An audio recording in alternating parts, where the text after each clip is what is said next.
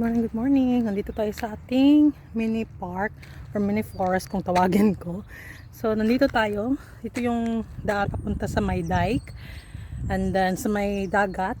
And then, dito man yung papunta sa isang side kung saan gagawa tayo ng part 2 ng ating mini tour sa aming lugar. So, nandito yung makikita nyo yung library namin. Yung lugar kung saan kilala yung lugar namin sa as a Flying Dutchman. Tsaka ipapakita ko yung papunta sa city talaga. So ito yun, dito tayo dadaan. Tsaka yun yung isang side. Ayan, ang tataas na ng mga damo.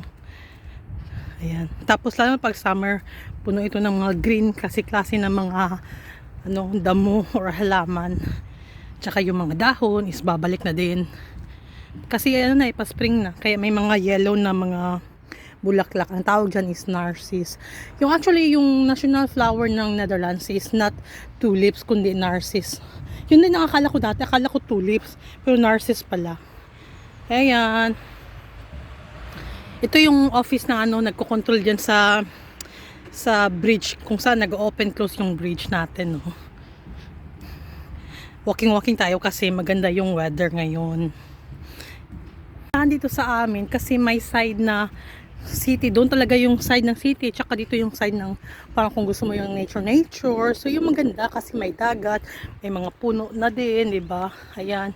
And then doon sa side na yun ng city, yung mga bahay yan. And then dito yung parang forest, tapos nature na talaga kasi may dagat eh. So ito yung kagandahan sa amin kasi city na may forest, di ba? May mga nature. So ang ganda lang tingnan. Ang punong yan, ang tawag daw yan, sabi ng asawa ko, sad tree kasi yung mga dahon niya is pababa. So, di ba? Sabi ko, ang ganda tignan, makalim tayo sa bahay. Sabi niya, wag kasi sad tree daw yan. So, malungkot na puno. So, ito yung parang little playground dyan. So, soon, kung may baby na kami, kung lalabas na si baby, dyan na maglalaro si baby, di ba? Ganda lang. Ayan. So, may maliit na playground lang dito. Ayan, tapos ayan may slide kung saan pwede maglaro yung bata. Ayan, malapit lang din sa bahay namin, mga 3 minutes walk lang. Ito, di ba? Ang ganda lang kasi may little playground na malapit sa amin. Ayan. So dito yung way papunta na sa city talaga. Diba? Yan mga bagong gawain ng mga apartment eh.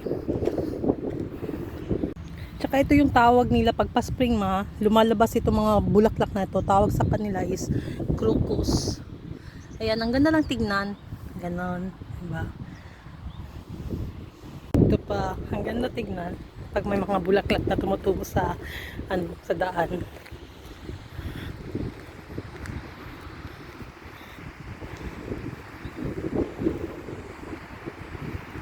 Na yung library namin, yung city library, napakalaki niyan sa loob. Tsaka may doon din supermarket, tapos may mga ibang supermarket pa doon, which is may mga action, ganon. And then pupunta ako dyan ngayon sa supermarket kasi bili ako ng aking tanghalian dyan. Bibili ako ng tinapay. Tingin-tingin sa daan kasi baka may bike. Diyos ko. Ayan. So, nandito tayo sa loob. Yan, shopping center, may gupitan, tsaka pwede kayo magkape-kape dyan. And then yung supermarket. Hindi masyadong malaki yung supermarket kasi pang grocery lang talaga siya. Ito, mura din dito. Maganda bumili dyan ng mga damit. So ito, kumbaga para siyang Watson sa atin, itong Atos. Diba, ang mura lang ng strawberry, $2.49. Ito yung dito sa galing sa Netherlands, which is $4. Pero mas gusto ko yung malalaki. Kaya kukuha tayo ng strawberry. Tingnan ko muna kung ano yung maganda. At kunin natin yung maganda-ganda.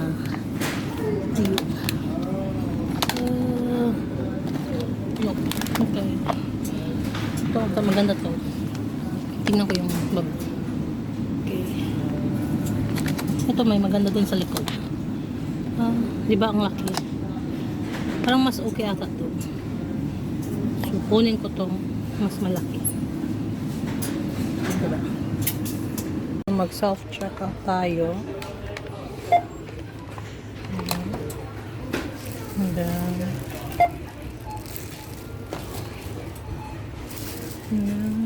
Selecteer uit de lijst. we got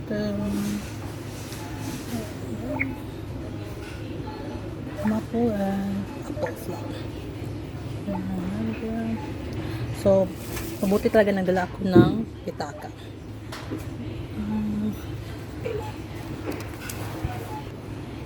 Lang tayo sa portable. So, yan. Mabuti talaga nagdala ako ng bag at wallet. So, hindi ka makakalabas pag wala ka nung receipt mo. Labas na tayo. So, dito may isdaan. May isdaan dyan. And then yan, cheese store din yan. So, amoy cheese. Yung harap ng library dito. Tapos may restaurant dyan. Tapos may door na konektado papunta sa library. So, after mo or gusto mo mag-break, kumain, pumunta ka lang sa restaurant na dyan. Ayan. And then, city na yan siya dyan. Pero hindi ako dadaan dyan ngayon kasi iikot nga ako. So, ayan. Kita mo yung city clock ko. Ayan. Ayan, city clock yan.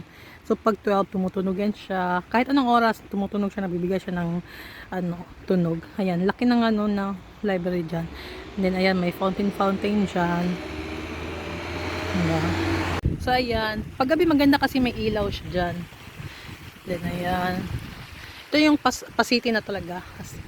And ito yung sasabi ko sa inyo, nakilala tong Terneuzen, yung lugar namin, which is Terneuzen, sa Flying Dutchman. Kasi, di ko alam yung full story, basta paggabi, umiilaw din yung parang barko-barko yan. Umiilaw siya ng red. So, maganda. Diyan yung favorite pambay ng aking asawa. Yung fries. Ayan. Dito tayo, bababa tayo. Pag summer, tumatambay din kami ng asawa ko dito. Bumibili kami ng fries dyan. Tapos dito kami umuupo. Tapos may mga ibon na lumalapit sa amin. Kasi humihingi ng fries. Ayan. Ito, lalagyan ng mga bike. Diba? Safe na safe. Pero parang dapat may card ka. Hindi ko lang sure. Kasi never pa ako nag-park ng bike dito. So, ayan. Ang ganda talaga ng weather. Diba? Yan. So, ito na siya sa malapitan, 'di ba?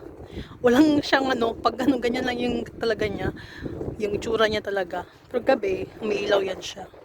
Tapos yung ilaw niya is pula. Ang ganda tingnan ng tubig, Napaka-relaxing. Ito daw yung barko ng ng Flying Dutchman. Ang ganda ng weather ngayon, kaya ang sarap maglakad-lakad. Kaya sulitin talaga pag may araw dito sa Netherlands kasi pabago-bago. Ng isang araw umuulan. Ngayon naman kahapon at saka ngayon maganda yung weather. Kaya walking.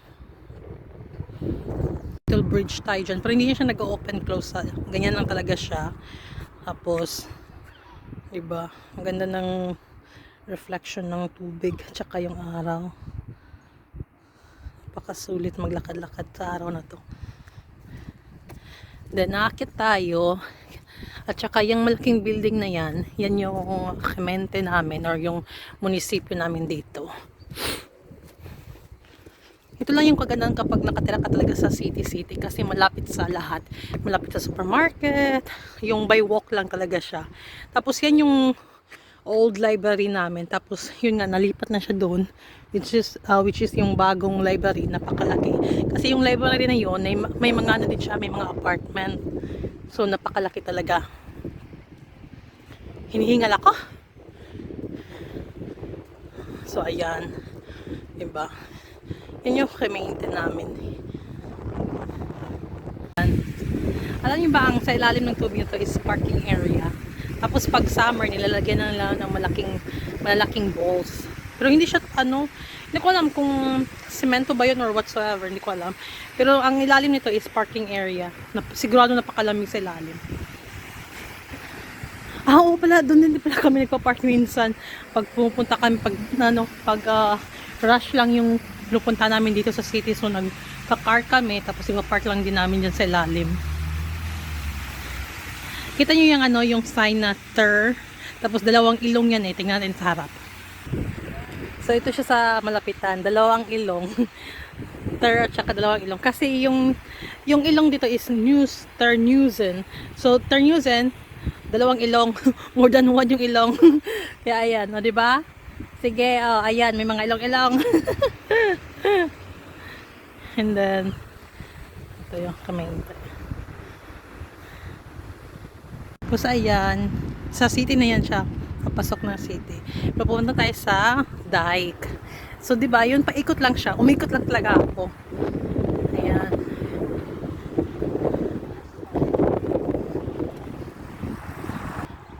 So, nandito na tayo. Di ba? Ang galing lang. Kasi umikot lang tayo. Kasi ito nga ay mini tour sa aming lugar, part 2. Ayan. So, ayan, may dalawang hagdanan. Pili ka lang kung gusto mo punta sa left or right. Left or right. Diba? Check bago tumawid. Kung may sasakyan. Dito na nga tayo. So, ito nga yung dike. Sobrang haba talaga dito, guys. Hanggang dun yan sa dulo. Hanggang sa dulo talaga yan. Hindi ko lang talaga alam kung saan to. Tapos, ayan, dun tayo nang galing. And then, dito tayo pabalik na sa aming bahay. So ito yung parang yung right side kasi nung first sa first part sa left side yun eh. So dito tayo. Uupo din ako mamaya kasi nagugutom na si Buntis. And ayan may mga daungan pero hindi mga barko yan, mga yate yan. Diba? So pag summer punong-puno talaga yan ng yate dyan. At ngayon maraming naglalakad kasi nga maganda yung weather. Upo-upo, maaraw. Diba? Dito ko na tatapusin yung video na to kasi malapit na din na ako sa bahay. At saka, sobrang lamig na guys. Yung kamay ko nag-freeze na naman. So, if you like this video, don't forget to like, comment, and subscribe. Thank you for watching. Bye!